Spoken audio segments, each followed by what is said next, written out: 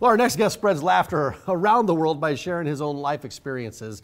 He's got some challenges. He had some second chances as well. Very relatable. The New York Times has called him riveting, dark, and funny. He's also been hailed as a younger George Carlin. That's right, performing at the Funny Bone tonight and tomorrow. Comedian Mark Lundholm. Good to see you, Mark. Hey, nice welcome to see back. you guys. Thanks for having me back. Yeah, it's been a while great to since have we've seen you. you. I love putting on some pancake and talking to people. They don't know what that means. That's okay. No. That's all right. But you listen. We've had you on the show before. I think your story, it's a story that a lot of people may have had out there. Yours is, and you're not shy to talk about it. You want to remind us about how you got started? And okay, thumbnail sketch, or for the young people, they've never heard this phrase, but the Reader's Digest version. Right, so right, the older people, you don't know what I know what Reader's Digest is. Not that you're not smart, it's just that there's so many phrases now that are young, people that they don't know. Reader's Digest. They don't remember Bonanza or Banaka. They don't remember Boone's Farm. They don't remember Country. I know Boone's Farm. Country Squire station wagon, seat faced out the back window. Nope, no idea. Parents put their ugliest kid looking at traffic. Nobody tailgated. Thanks for laughing at that. That was my seat, by the way. But the challenges, you talk about second chance. I probably had 40 or 50 chances to get it right criminally or chemically. I'm so smart I can't learn kind of thing. So that's criminal. What was your deal growing up? You just like trouble, or? Okay, I thought there was a lot better ways to do things than what everybody was telling you. Sure. You know, one of those things that I'm a pioneer, right? But But dysfunctional family, a lot of pain growing up. Sure, I grew up in a family I wouldn't wish on a cellmate I hated. So, and parents do what parents do until they don't. And I wouldn't want to be the parents I had, so I'm not. Yeah.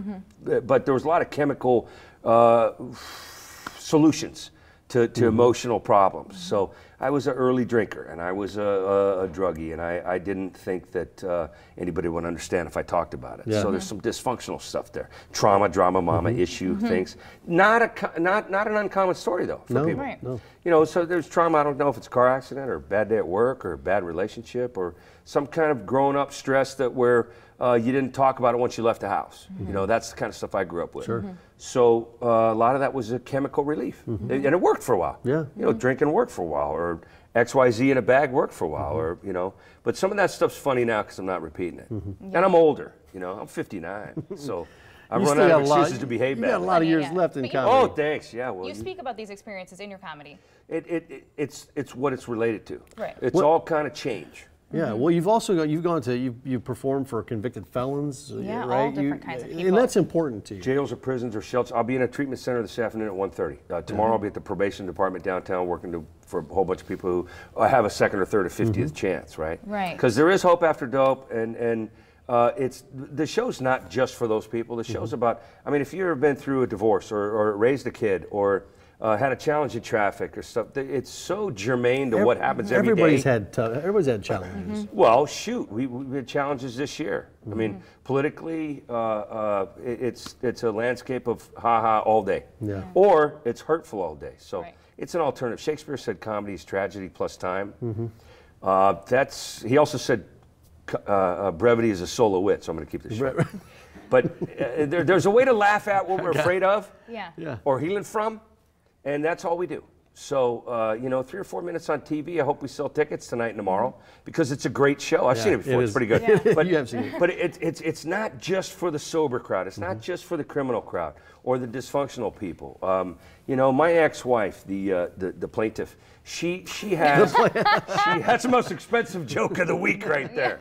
But she's a phenomenal healer. There are no ex-kids in a divorce. So she and I work real hard to raise a 10-year-old, almost 11-year-old, with some grace. There's some funny stuff how we got there, though. Yeah. Well, but both tonight and tomorrow's shows are alcohol-free.